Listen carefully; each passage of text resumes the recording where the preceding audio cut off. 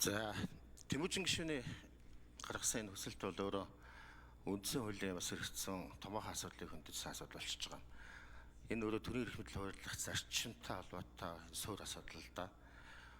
Улсын хурлын шийдвэрийг одоо шүүх хянах уугүй юу гэдэг асуудалтай холбогдож гарч байгаа юм хүсэлт. За ер нь бол улсын хурал дээд шүүх бол үндсэн хуулийн зэсэд хүсэлт гаргах хэрэгтэй байдаг. За их хурл бол одоо яг анх удаага гаргах гэж байна. За дээд шүүх бол одоо бас нэлээд удаа гаргасан байдаг. Хүсэлт гаргаж бас тодорхойгүй зүйлүүдийг бас тайлбарлах юм өстөдөө бас гаргаж тодорхой шийдвэр гаргуулсан байдаг. За энд бол яг ийм зүйлүүд харагдаад байгаа юм. За их хурлын шийдвэрийг бол ер нь одоо үндсэн хууль зааснаар бол цэцэл одоо хянах хэрэгтэй. Түүнээс биш одоо шүүх бол хянадаггүй. Их хурл бол өөрөө хууль гаргаж байгаа тогтоол гаргаж байгаа. Тийм учраас тодорхой албан тушаалтныг томилсон чөлөөлсөн асуудал бол бас тогтоол хэлбэрээр гарч байгаа учраас үнийг бол одоо шүүх хянах юм боломжгүйд нь бол тодорхой харагдаж байгаа. Гэхдээ энд бас ийм зөрчилтэй хоёр зүйл гарч чаддаг. Үндсэн хуулийн 66 дахь зүйлд бол одоо үндсэн хуулийн цэцгийн одоо харьяалах маргааныг бол тодорхой заагаад өгсөн. Гэтэл үндсэн хуулийн цэцэд маргаан хянах шийдвэрлэх тухай хууль дээр болохоор одоо тодорхой нэг зүйлийг бас нэмээд бичсэн. За энэ нь болохоор айлч шүүх хилцэхгүй байгаа маргааныг харьяаллыг тогтоох одоо эрхийг бол цэцэд ингээ олгоцсон.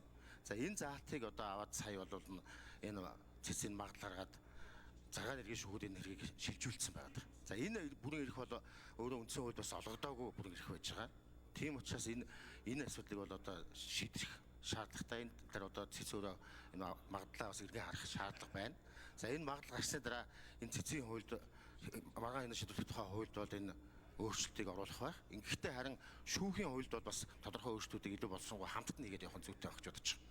За шүүхийн хуульд бол өөрөө шүүхийн одоо харьяалал маргааныг бол өөрөө шүүх өөрөө тогтоохоор заасан ийм заалт нь байж байгаа. Тэгэхээр шүүхийн маргаан харьяаллаа өөрөө тогтоодог байтал мөн адил цэц бас одоо маргааныг харьяаллыг тогтоохоор ингээд давхартууд заасан. Энэ бол өөрөө хоёрдмол утгатай зөрчилтэй ийм заалт болчиход байгаа.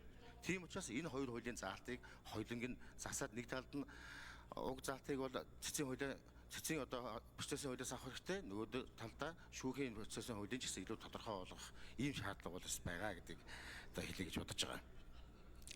За ер нь бол энэ